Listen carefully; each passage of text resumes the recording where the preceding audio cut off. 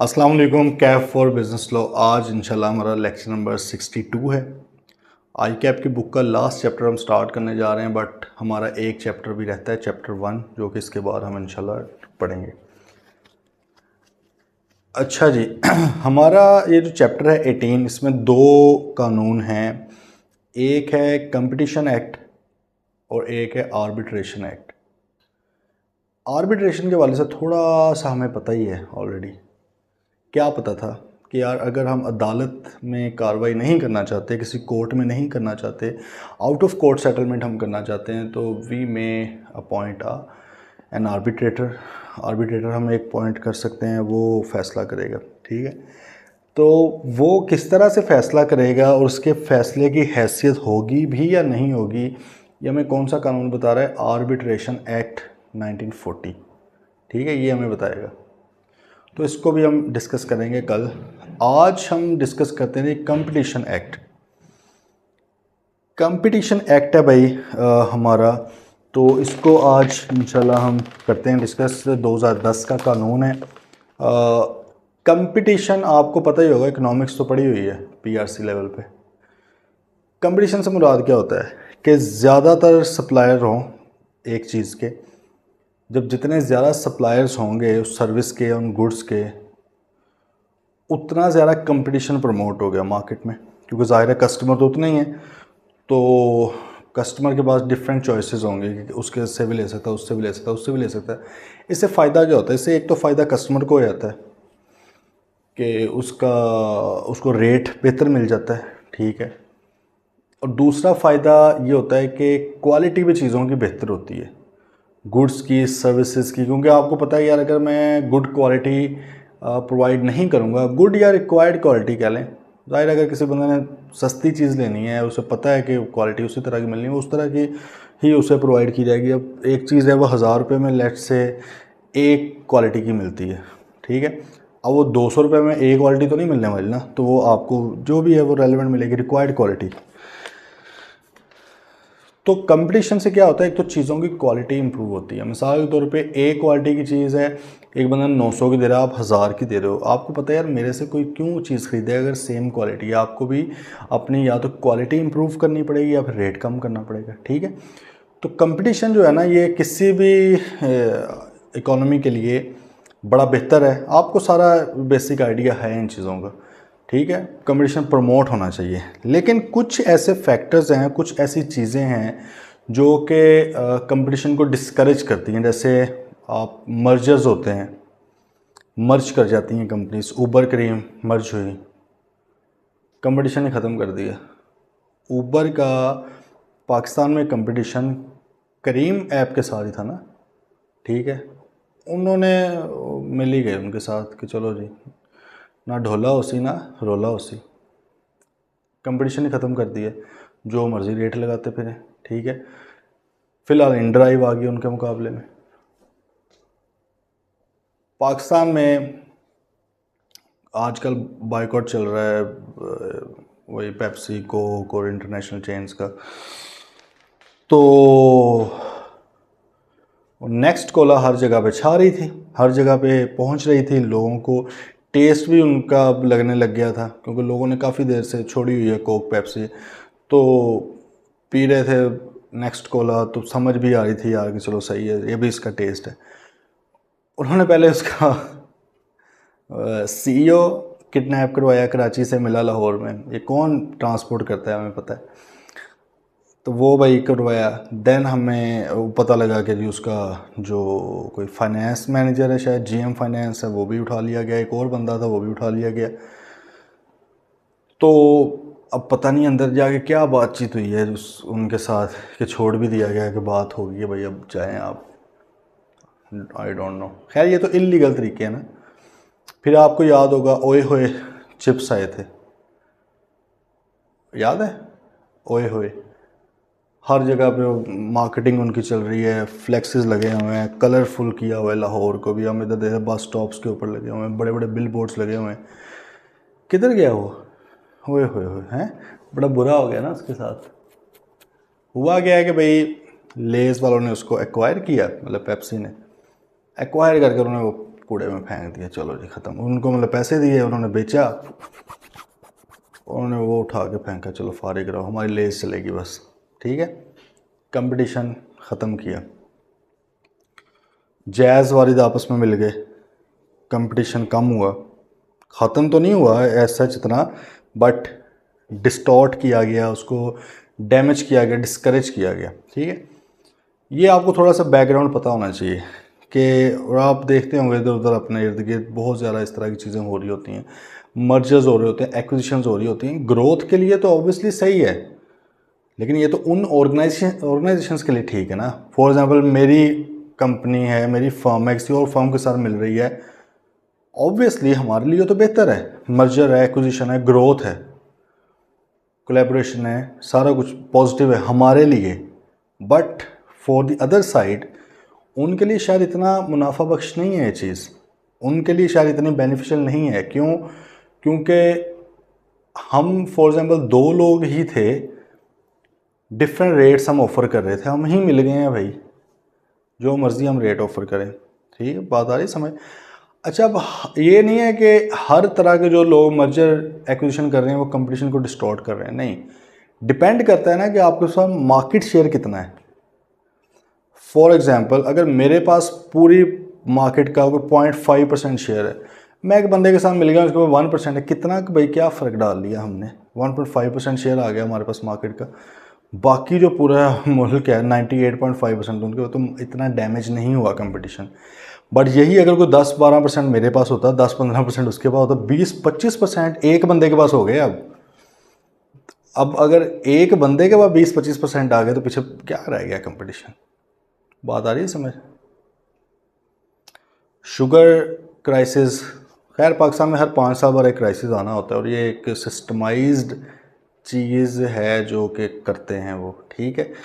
आता ही कोई भी आटे का बुहरान, आटे की लाइनों में लगे हुए, एग्रीकल्चर कंट्री है, पता नहीं, या तो लिखना छोड़ दें एग्रीकल्चर कंट्री, हम पता नहीं किस उसमें हैं, एक खुश फहमी या गलत फहमी में, कभी चीनी का बुहरान, कभी वो उसका फ्यूल का बुहरान, कभी बिजली का बुहरान, कभी पता नहीं क्या क्या बुहरान, ठीक है।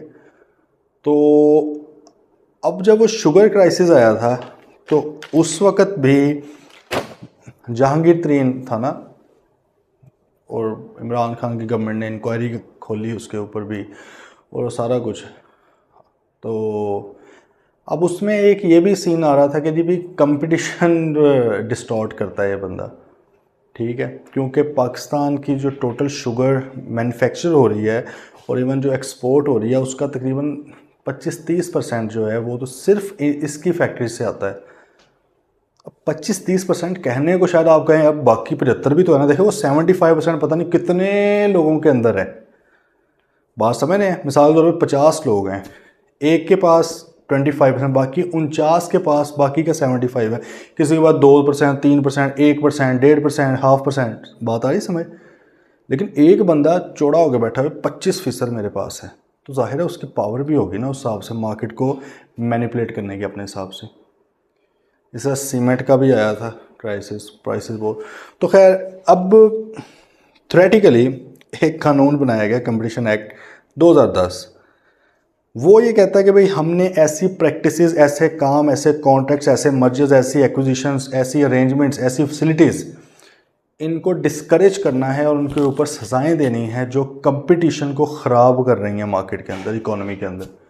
और इसके लिए एक इदारा बनाया गया, कंपटीशन कमीशन ऑफ पाकिस्तान, ठीक है, CCP। Competition commission of Pakistan एक अथॉरिटी है जी, एक इदारा है, जिस तरह SCCP कंपनीज़ को देखता है, FPI टैक्सेस को देखता है, आपको पता है, हम अभी तक पिछले भी पढ़ के आए हैं, ठीक है। पाकिस्तान टेलीकम्युनिकेशन अथॉरिटी, PTA है, FIA है, NAB है, मतलब हर किसी का अपना अपना एक है, लेकिन हर किसी को शौक़ है दूसरों के कामों में टांगे अड़ाने का, अपना नहीं बस करना। तो खैर कंपटीशन कमीशन ऑफ पाकिस्तान भाई एक इदारा है जो कि पाकिस्तान में कंपटीशन की फ़िज़ा को कायम रखने के लिए एटलीस्ट थ्योरेटिकली वो बनाया गया था, ठीक है जी। आ जाएँ ज़रा भाई, अब मेरे ख्याल में आपको थोड़ी सी समझ आ गई इसकी। प्रीएम्बल से मुराद है, दिबाचा नहीं होता यार, स्टार्ट ये फारिग करें, वो कहता है कि उसका मकसद बेसिकली क्या है कंपटीशन एक्ट का, to ensure free competition in all spheres of commercial and economic activity, to enhance economic efficiency and to protect consumer from anti competitive behaviour and to provide for the establishment of the competition commission of Pakistan to maintain and enhance competition. वो कहते हैं कि भाई competition act 2010 कहता है कि मेरा purpose क्या है कि एक फ्री कंपटीशन को इंश्योर करना, ठीक है, मुकाबला चले, कंपटीशन चले, लोग ज़्यादा से ज़्यादा लोग आएँ ताकि कंज्यूमर्स जो हैं उनको भी प्रोटेक्शन मिले, वो एंटी कंपेटिटिव बिहेवियर से बचें, ठीक है। ये ना हो कि सिर्फ मोनोपली है, डुओपली, ओलिगोपली आपने सारी पढ़ी होंगी, बेसिकली सारे कंपटीशन के खिलाफ ही है ना वो चीज़ें। कंपटीशन तो भाई ये है कि अन्य वाले लोग आ रहे हैं, there is no barrier to entry, कोई बैरियर नहीं है भाई, लोग आ रहे हैं, ईज़ ऑफ डूइंग बिजनेस है, कोई मसला नहीं है, ठीक है। तो ये होता ना कंपटीशन, फिर मज़ा आता है। तो ये सारी चीज़ें इंश्योर करनी है और कंपटीशन कमीशन ऑफ पाकिस्तान कायम करना है, ये कानून में था। वो कहते हैं कि इस कानून के तहत फिर कंपटीशन कमीशन ऑफ पाकिस्तान एक कायम किया गया एक इदारा which is an independent quasi regulatory, quasi contract, याद है क्वाज़ाई हमने पढ़ा था, क्वाज़ाई क्या था कि असल में तो ये कॉन्ट्रैक्ट नहीं था।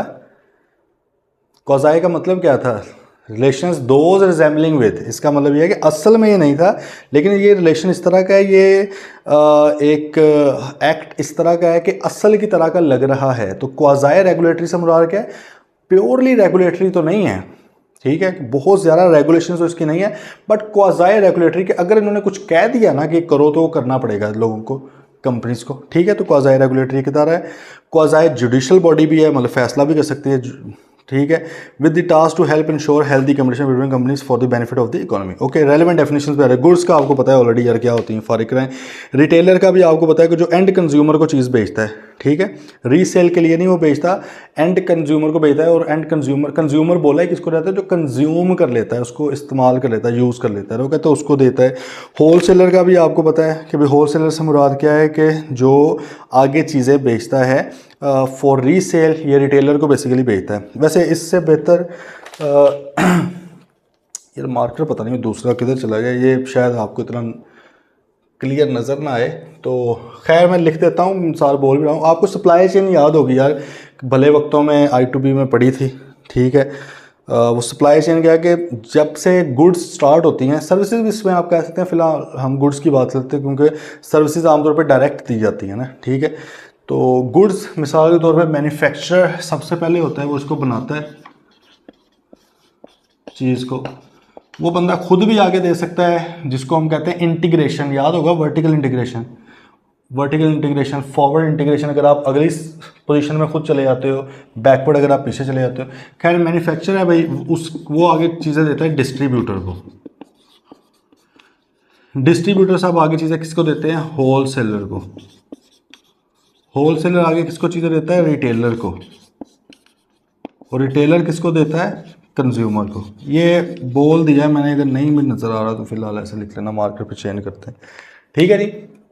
अच्छा, अब ये भी हो सकता है कि मैन्युफैक्चरर खुद डिस्ट्रीब्यूशन भी करे, तो उसको हम क्या बोलते हैं, vertical integration, forward vertical integration, forward से मुराद आगे को आया है। और अगर डिस्ट्रीब्यूटर कहते हैं यार मैं इससे खरीदता रहता हूँ, एवं मेरा मार्जिन और कम होता है, क्यों ना मैं खुद बनानी भी स्टार्ट कर दूँ, तो ये भी वर्टिकल इंटीग्रेशन है। वर्टिकल ऐसे है ना, बिल्कुल ऐसे इंटीग्रेशन है, ये पीछे को मुड़ जाता है, तो इसको क्या कहेंगे, बैकवर्ड वर्टिकल इंटीग्रेशन। और एक याद होगा हमने पढ़ा था हॉरिजॉन्टल इंटीग्रेशन, ठीक है। हॉरिजॉन्टल क्या थी, ये तो वर्टिकल है, तो अगर आप इधर बैठे हुए बंदे के साथ मिल जाए, अब इधर कौन बैठा होगा, आपका कंपेटिटर बैठा होगा, तो जो मर्जर्स होते हैं, जो एक्विजिशंस होती हैं, वो हॉरिजॉन्टल इंटीग्रेशन होती है। वही तो कंपटीशन एक्ट के तहत हमने देखनी है कि क्या वो प्रॉपर हो रही है कि नहीं। आइए बात समझ। तो बात भाई थोड़ी बहुत हमने, मेरे ख्याल में उसमें सब्जेक्ट में तो I2B में सिर्फ वर्टिकल इंटीग्रेशन थी मेरे ख्याल, आई गेस, लेकिन मैंने आपको हॉरिजॉन्टल भी बताई थी, जिन्होंने तो खैर मेरे से पढ़ा हुआ है तो उनको। तो भाई ये हॉरिजॉन्टल इंटीग्रेशन बेसिकली ये कंपटीशन को डिस्टॉर्ट करने के लिए होती है ना, मर्जर एक्विजिशन वगैरह बन के, ठीक है, बड़े हो जाते हैं मज़ीद। लेकिन इधर आपके सिर्फ उन्होंने रिटेलर और होलसेलर का बताया हुआ। अच्छा, आगे बात आई रेलेवेंट मार्केट की डेफिनेशन। ये पता होनी बड़ी ज़रूरी है कि रेलेवेंट मार्केट किसको बोला जाता है। अब अगेन ये क्यों ज़रूरी है, जैसे अभी हमने पिछला भी पढ़ा है, पीका एक्ट भी पढ़ा है। भाई जब आपने कोई क्राइम देखना है कि किया है कि नहीं, तो पहले तो उसकी डेफिनेशन पे सवाल होता है। पाकिस्तान के अंदर भी, दुनिया में भी होता है, लेकिन पाकिस्तान में तो स्पेशली जो पॉइंट ऑफ फैक्ट है ना उसके ऊपर कम बात होती है, पॉइंट ऑफ लॉ के ऊपर ज़्यादा बात हो रही होती है। पॉइंट ऑफ लॉ क्या है कि भाई डेफिनेशन के ऊपर ही, मिसाल के तौर पे काजी फायज़ साहब जो इस वक्त चीफ जस्टिस हैं, बड़े बस पीका एक्ट है ना, फिर नहीं कुछ कह सकते, खैर बड़े मोहतरम। अच्छा, अब इन पे केस चला जी, रेफरेंस आया इनके ख़िलाफ़ पीटीआई की गवर्नमेंट में कि एफबीआर ने रेफरेंस दायर कर दिया कि जी आपके असासे हैं तो जो आपने डिक्लेयर नहीं किया, और इस तरह का सिलसिला। अब वो बड़ा उसके ऊपर ऑफशोर चक्कर भी लगे, फॉरेन उन्होंने गई भी हैं, जो टीम्स भी गई हैं, एसेट्स का पता करने में इतना खर्चा हुआ, करोड़ों रुपया कौम का डाला गया उस सिलसिले में। एंड पे जाके क्या हुआ कि जी पॉइंट ऑफ लॉ सामने रख दिया गया कि एक हाजिर सर्विस जज के ऊपर, सुप्रीम कोर्ट के जज के ऊपर आप कर ही नहीं सकते कार्रवाई। चलो जी, इस्तिस्ना हासिल है उसको, अल्लाह हाफिज़, बाय बाय। मतलब यार अगले बंदे के अंदर कोई मोरालिटी भी होनी चाहिए कि बेशक नहीं, चलो आपने कानून बनाया हुआ है कि नहीं कर सकते, तो भाई इसका क्या मतलब है वो बंदा हर चीज़ से ऊपर है। चलो कानून को तो छोड़ दो ना, जैसे भी बना था कानून आपको पता है कैसे बनते हैं यहाँ पे, लेकिन यार उसके अंदर कोई अखलाकियात होनी चाहिए कि बंदा खुद आपको अपने आप को पेश कर दे कि नहीं चलो देखो। खैर वो एंड पे अब देखें इतना पैसा झोंक दिया गया किसमें, एंड पे कि ये चीज़ ही स्टार्ट ही गलत है इसका।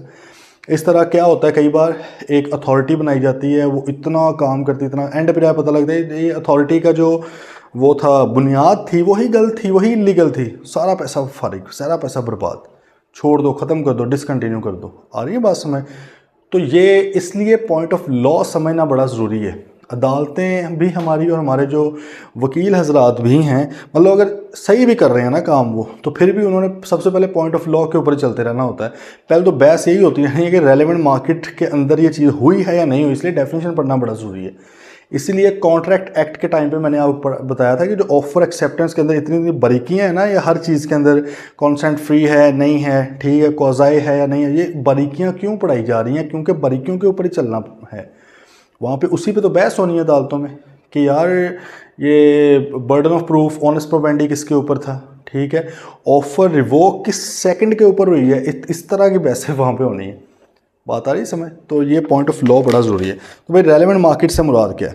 Relevant market means the market which shall be determined bye CCP competition commission of Pakistan उसको डिटरमिन करेगा, बताएगा कि भाई ये रेलेवेंट मार्केट है इस केस में, with reference to a product market and a geographic market. हाँ, किसी product market, geographic market, product market से मुराद क्या है? फॉर एग्जाम्पल मार्कर है तो मार्केट पूरे मुल्क में अगर बन रहा है तो प्रोडक्ट जहाँ जहाँ पे बनता है वो प्रोडक्ट मार्केट है, या बिकता है अगर तो प्रोडक्ट मार्केट है।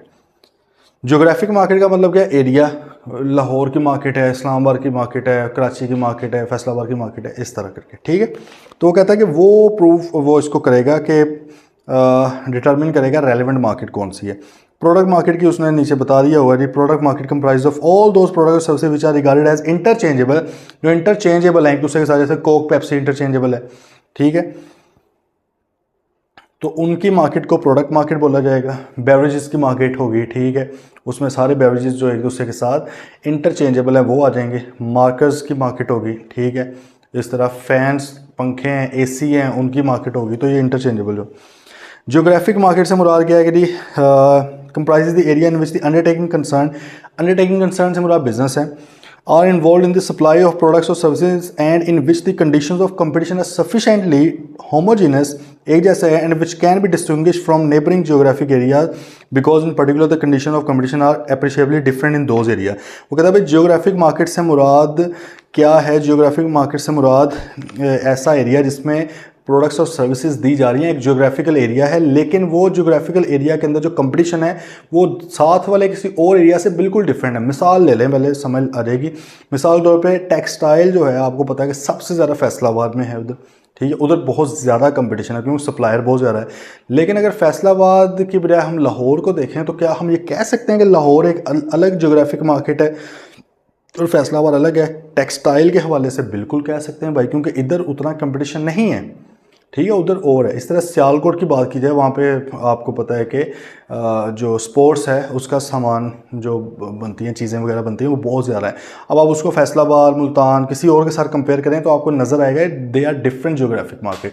जिस तरह हमने ऊपर प्रोडक्ट की बात की है कि आप बेवरेजेस की मार्केट को सीमेंट की मार्केट से डिफरेंट कर सकते हैं ना भाई। सीमेंट बिल्कुल अलग प्रोडक्ट है, बेवरेजेस एक डिफरेंट प्रोडक्ट है। इस तरह जोग्राफिकली भी हम कर सकते हैं कि भाई इस एरिया में कंपटीशन चीज़ का अलग तरह का है, इसमें अलग तरह का।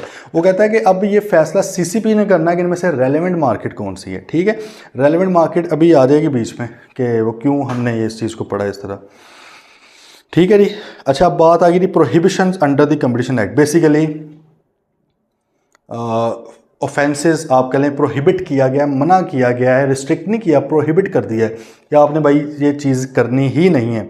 कैसा कहता है कौन कौन सी चीज़ें नहीं करनी। सबसे पहले वो कहता है अब्यूज़ ऑफ डोमिनेंट पोजीशन। अगर आप डोमिनेंट पोजीशन में हैं, if you have a major market share, तो आपने उसको अब्यूज़ नहीं करना कि भाई मेरे पास वो 15% 20% है, मेरा जो दिल करेगा मैं रेट लगाऊंगा, इस तरह करूंगा। वो कहते हैं ये हरकत नहीं करनी। ठीक है, no person shall abuse dominant position. पहले तो सिंपल बात उसने बता दी। अब वो आगे कहता है an abuse of dominant position shall be deemed to have been brought about, maintained or continued if it consists of practices which prevent, restrict, reduce or distort competition in the relevant market। ठीक है, कहता है कि कब समझा जाएगा कि आपने अपनी डोमिनेंट पोजीशन को अब्यूज़ किया है, जब आप रेलेवेंट मार्केट को के अंदर कंपटीशन को डिस्टॉर्ट करते हैं, ख़त्म करते हैं, डैमेज करते हैं, रिड्यूस करने की कोशिश करते हैं, तो समझा जाएगा कि आपने अपना जो है डोमिनेंट पोजीशन को अब्यूज़ किया। मिसाल के तौर पे आपके पास 15-20% एक मार्केट का शेयर है, रेलेवेंट मार्केट की वो इसलिए बात कर रहा था कि भाई अपनी ये नहीं कहो कि भाई पूरे पाकिस्तान का मेरे पास इतने % ही है, लेकिन नहीं, पाकिस्तान को छोड़ो, फारिग रहो। फैसलाबाद के अंदर रहते हुए तुम्हारे पास फैसलाबाद की टेक्सटाइल प्रोडक्ट्स का कितने %? मेरे पास 15% है। वो कहेगा पूरे मुल्क का देखोगे तो मेरे पास 3-4% है। क्योंकि नहीं, मुल्क को छोड़ो, फैसलाबाद का 15% है ना, तो आपके लिए रेलेवेंट मार्केट ही सिर्फ फैसलाबाद है। मैं उसके हिसाब से आपसे बात करूँगा। ठीक है, तो बताएं कि क्या आपने अपनी मर्जी के रेट नहीं लगाए हुए? ठीक है, क्या आप दूसरे लोगों को काम करने से रोकते नहीं हैं? जो बंदा नए फैक्ट्री यहाँ पे लगाता है, आप उसको ख़रीद नहीं लेते? क्यों कर रहे हैं आप? क्योंकि आप कंपटीशन को डिस्टॉर्ट कर रहे हैं। ठीक है, तो इस तरह रेलेवेंट मार्केट के अंदर रहते हुए बात होगी। ठीक है, प्रैक्टिसेस मतलब इस तरह के काम नहीं करने। प्रैक्टिसेस से मुराद वो कहता है क्या है? कहता है ये 4 चीज़ें हैं, 8 चीज़ें हैं, लेकिन इसके अलावा भी हो सकती हैं। मिसाल के तौर पे वो कहता है कि लिमिटिंग प्रोडक्शन रोक देना, sales and unreasonable increase in price और other unfair trading condition. Sale रोक देना, अपनी चीज़ें ना बेचना, स्टॉक करके रख लेना, प्रोडक्शन अपनी रोक लेना ताकि कीमतें बढ़ें। ठीक है, डिमांड एक इसकी मज़ीद बढ़े तो इसकी बेस पे मैं प्राइस भी बढ़ाऊँ, या आप अपने प्राइसेस में बहुत ज़्यादा इंक्रीज़ कर देते हैं। कहते हैं कंपटीशन आप मतलब इससे भी डिस्टॉर्ट हो रहा है आपका। अनफेयर ट्रेडिंग कंडीशंस हैं आपकी। ठीक है, price discrimination by charging different prices for the same goods और सर्विसेज। एक ही तरह की चीज़ों के लिए डिफरेंट प्राइसेस आप चार्ज करें। मिसाल के तौर पे कोल्ड ड्रिंक है, एक बंदा वो 50 रुपये की दे रहा है, आप वही वाली चीज़ 80 रुपये की दे रहे हैं। ठीक है, तो भाई ये इतना किस चीज़ का फ़र्क है, आप में किस चीज़ का एटीट्यूड है? ठीक है, आप सिर्फ ये कह रहे हैं कि हम ब्रांड है, हम ये वो हैं, तो आप ये भी ख़राब चीज़ें नहीं करनी। टाई इन से मुराद गया कि ये लोगों के साथ ये भी लेना पड़ेगा। इस तरह आप ज़बरदस्ती चीज़ें बेच रहे हो। बात आ रही समझ? वो एक तो कुछ होता है ना, पैकेजेस होते हैं कि यार आप फॉर एग्ज़ाम्पल ये सर्फ़ का पैकेट लें, अक्सर सुपर स्टोर पे ग्रोसरी करने जाते हैं तो यही होता है, सर्फ़ का पैकेट लें तो लिखा होता है साथ आपको फॉर एग्ज़ाम्पल रॉबिन नील है या इस तरह कोई और चीज़ है, वो आपको साथ मिल जाएगा। एक तो ये प्रमोशनल है, ठीक है, या सेल्स लगी होती हैं। कई बार आप लाजमी कर देते हैं कि यार नहीं ये बैट नहीं मिलना, साथ बॉल भी लेनी पड़ेगी। ठीक है, बात आ रही समझ? ये चीज़ आपको नहीं मिली, साथ आपको ये भी लेना पड़ेगा। टाई इन करते हैं, कंपटीशन आप डिस्टॉर्ट कर रहे हैं। भाई बिला वजह कस्टमर को क्या ज़रूरत है लेने की वो? ठीक है, वो गैर ज़रूरी चीज़ लेकर जाएगा। Making conclusion of contract subject to acceptance by other parties of supplementary obligation which by their nature according to commercial usage have no connection with the subject of the contract। वो कहता है पहले तो आप एक कॉन्ट्रैक्ट करते हो किसी के साथ, ये भी एक प्रैक्टिस है। आप पहले एक कॉन्ट्रैक्ट करते हो, एंड पे जाके आप कहते हो कि यार नहीं तुम वो वाला काम भी मुझे दोगे तो तब मैं काम पूरा करूँगा। ठीक है, मिसाल के तौर पे मैंने आपको हायर किया है घर बनाने के लिए, मैंने कहा कि 2 करोड़ रुपये आपको दूंगा, सारा घर शर बना के ठीक है A1 करके दे देना है। अब जब पैसे देने की बारी है, मैंने कहा यार नहीं वो फलां एक चीज़ थी, ठीक है, लॉन फॉर एग्जांपल मेरा था लॉन, मैंने कहा यार इसके अंदर घास भी आप लगाओगे तो फिर करूँगा, मिसाल ले रहा हूँ छोटी सी। अब वो आपका पहले शामिल नहीं था उसके अंदर, लेट से अब मैंने ऐड कर दिया वो, तो वो सिर्फ इसलिए कि आप वो करेंगे, तो ये भी वो कहता है कि गलत चीज़ है, गलत प्रैक्टिस है, ये भी नहीं आपने करनी। Then applying dissimilar condition to equal transition on other party placing them at a comparative disadvantage. अगर आपको मैन्युफैक्चरर हैं, डिस्ट्रीब्यूटर हैं, होलसेलर हैं, आपसे कोई बंदा चीज़ खरीदने आया है, ठीक है, वो दोनों का आपस में कंपटीशन है, आप किसी एक को 50 की चीज़ लगा रहे हो, एक को 40 की लगा रहे हो, भाई आपने उधर ही कंपटीशन ख़राब कर दिया। 40 वाला जो है वो लेट से 45 की भी जाके बेचेगा तो उसको 5 रुपये का फ़ायदा है ना, 50 वाला बेचारा कितने की बेचेगा, उससे कोई क्यों खरीदेगा चीज़, ठीक है। तो कहते हैं कि ये भी गलत है। Then predatory pricing driving competitors out of a market prevent new entry and monopolize the market। इतनी ज़्यादा प्राइसिंग आप अपनी कम कर देते हो, मतलब है कि एक खौफनाक हद तक आप अपनी प्राइसिंग को नीचे ले आते हो, जिसकी वजह से जो नए न्यू बंदे आए वो भाग जाते हैं। मिसाल के तौर पे 15-20% आपके पास मार्केट का शेयर है, एक चीज़ है जी 100 रुपये की, और भी कंपेटिटर्स आ गए हैं मार्केट में। आपने कहा यार मैं तो इतने सालों से कर रहा हूँ काम, ठीक है, इनकी क्या मजाल है कि मुझे आगे ख़राब करके दिखाएं, कोई नहीं मैं अपनी प्राइस कम कर देता हूँ। आपने 100 वाली चीज़ 70 की कर दी, उन बेचारों ने भी रोद हो गया, अभी नए नए आए हैं, अभी उनके पहले खर्चे बहुत ज़्यादा, उनके पास मार्केट शेयर भी नहीं है इतना। आपको पता नहीं जितना ज़्यादा मार्केट शेयर होगा आप कम सेल प्राइस के ऊपर भी बेचें, फिर भी क्वांटम की वजह से, वॉल्यूम की वजह से आप कमा लेते हो।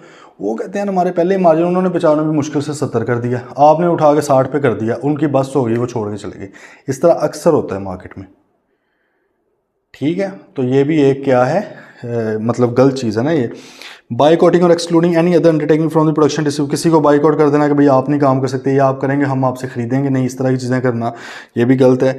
रिफ्यूजिंग टू डील, किसी के साथ काम करने से इनकार कर देना बिल्कुल, तो ये भी गलत है। तो ये भाई याद करना पड़ेगा, उनके पेपर में आ जाता है ये, ठीक है। इसकी एग्जांपल देख लें, XYZ limited operates a chain of retail outlets selling essential materials use in construction in all major cities across Pakistan having market share of 60%, उसका भाई 60% मार्केट शेयर है, ठीक है।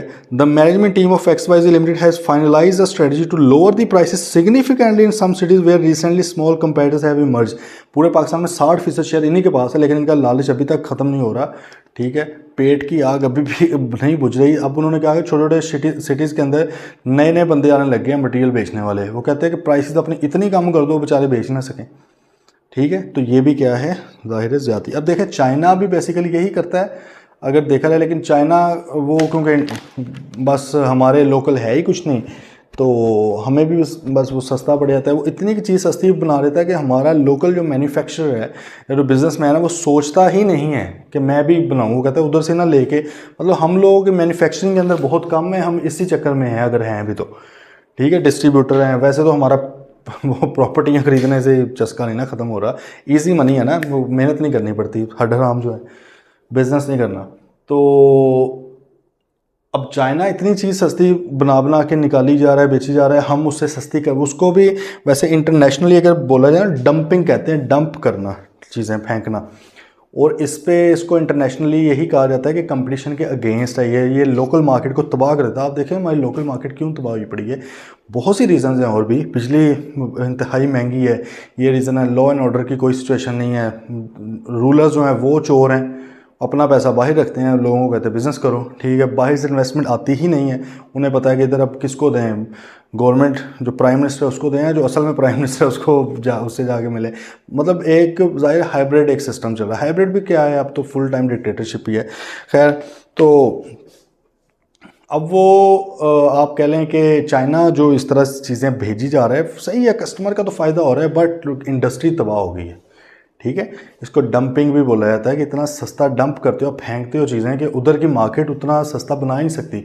चाइना के पास एज ये है शायद, एक तो सिस्टमाइज्ड है चीज़ें, ईमानदार लोग हैं, उन्होंने बहुत बड़े लेवल पे लार्ज स्केल मैन्युफैक्चरिंग होती है वहाँ पे, और आबादी इतनी है, उन्होंने उसको स्ट्रेंथ अपनी बना लिया है, हमसे इतनी आबादी नहीं संभाली जा रही, ठीक है।